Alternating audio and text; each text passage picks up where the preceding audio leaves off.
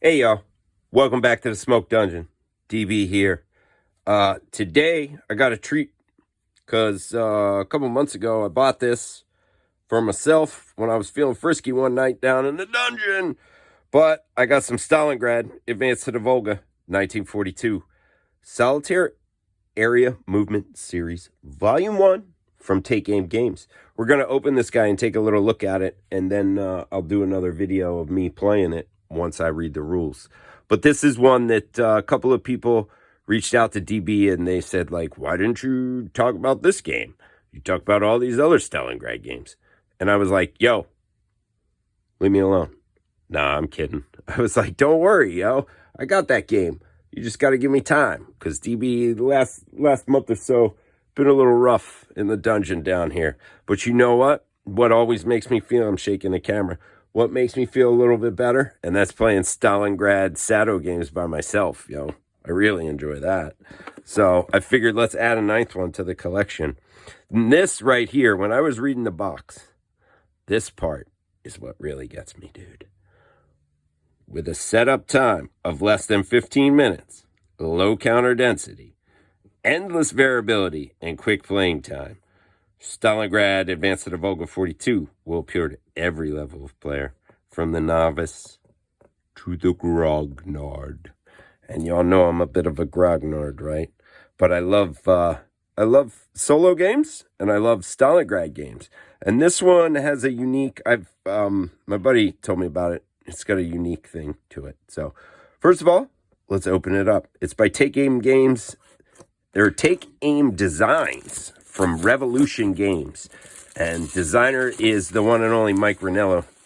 If you're into solo games, you know him. And, yeah, it came out this year, 2023. So let's see. The box is pretty nice, y'all. I will say that much.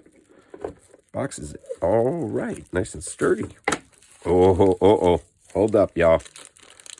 First things first. Dice. Plastic. Let me get them. That's how you roll dice. None of that weak shit. Oh ho ho. All right. Not bad. We got us a rule book right here. Got us a play sheet. Soviet defense strategy, German supply cards.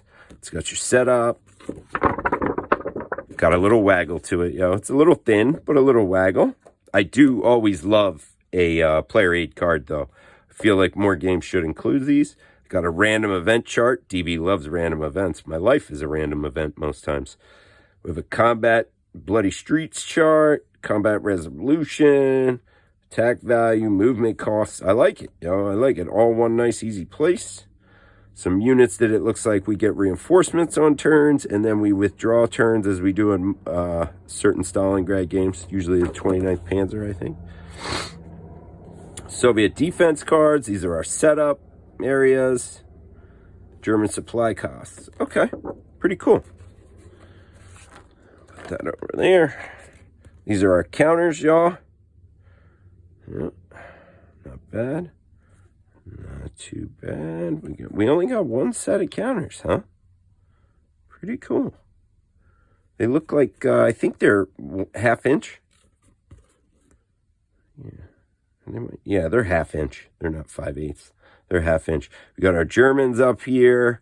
More Germans. We got German control markers, I would wager. And these are your resistance counters for the Soviets. So you're going to move into locations, and you're not going to know, like, what is in there. And then based upon by what you flip over, it will affect results and everything. So it's pretty cool. Silhouettes on some of our tanks. Armored vehicles here. We got a Panzer. It looks like a short barrel Panzer IV up here. We got a Stug. And then we got another Stug, short barrel Stug. Yeah, pretty cool. Some 251s, some Stukas. Okay, pretty cool. So far, I'm liking it. Now this is pretty cool, dude. This is the board, and I'm gonna tell you straight up, the board is actually kind of small here, but I dig it, dude. It's only a 4-fold board. So, like, this is the top. I gotta, like, slide it up for y'all. Like, ooh, let me ease it in, y'all. Yeah, there's some innuendo there. Yeah, Stalingrad, Advance to the Volga. So it's a 4-fold map. We have over here, we have a morale chart and a record chart. We have a reminder of the sequence of play. Then we have a turn chart. Looks like the game in total is going to be 14 turns. And then we have a cost thing here so we can purchase things for the Germans, I guess. Morale boost, refits, support markers, that kind of stuff.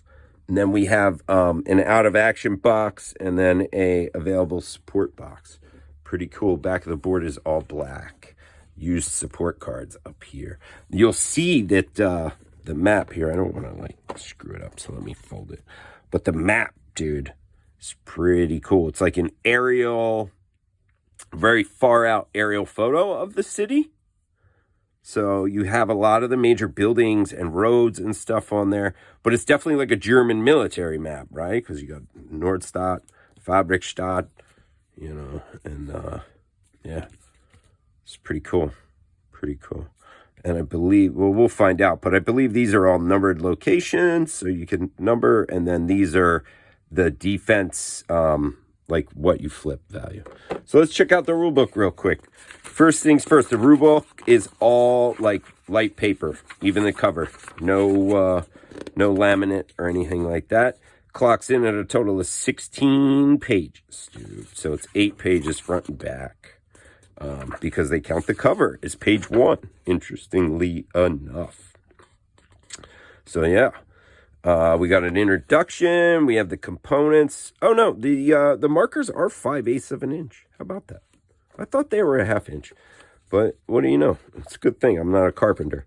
So you got your dice. You have your map. The map is divided into 50 numbered areas. Identifiers, terrain types from +1 to +4. Turn track, playing pieces. Basically, as the German, your object is to capture Stalingrad, right? And it's the first 18 days of the battle. So it's September 13th to 30th. And sequence of play. Each turn represents 2 full days of combat and compromises 5 phases. The dawn phase, where you withdraw and reinforce. The random event phase, where you'll roll 3d6 control random events. The supply phase, the German player rolls for supply points and then spends them to gain certain benefits. And then the combat phase. So, yeah, it's pretty straightforward. There's a stacking and control, movement, combat. You have a 1-page thing. It's like, reminds me very much of all the MMP games that I've been doing. Enter a vacant area, enter in, 1 movement, enter a vacant area adjacent to a Soviet, 2 movement, that kind of thing. We have our victory conditions, turn 1 special rules. And these are combat resolutions and specific examples. Then we have some optional rules in here, rubble, Northern Shoulder restrictions, isolated Soviets, Pavlov's house. That's interesting. Increased German supply, reduced starting morale, limited air power. And then we have a full example of play here, which is 1 whole page. And then we have a scenario for the factory district, which is pretty cool, a specific scenario just for that. So yeah, I'm intrigued, man. It looks super light as far as like rules density and everything. So I'm excited to read this and to play it. You know what I'm saying? I expect good things from this. I've specifically, I don't watch a lot of board game YouTubes anymore because I don't like to get a tainted idea about them. Which is weird because I make board game videos. You would think I would look, but I don't because I really don't care. I'm going to buy certain games from certain publishers anyway, as y'all have probably figured out. I have my wheelhouse and I stick to it. And Stalingrad always gets its hooks in me. So, you know what I'm saying? It's like Stalingrad and probably naval ones from World War II are my absolute favorites. So we will play this, and I will report back. I will actually record it. I'll record a playthrough. So yeah, everybody, Stalingrad, advance to the Volga, 1942. Take aim, Revolution Games. You know what I'm saying? Be good to one another. Do what you feel.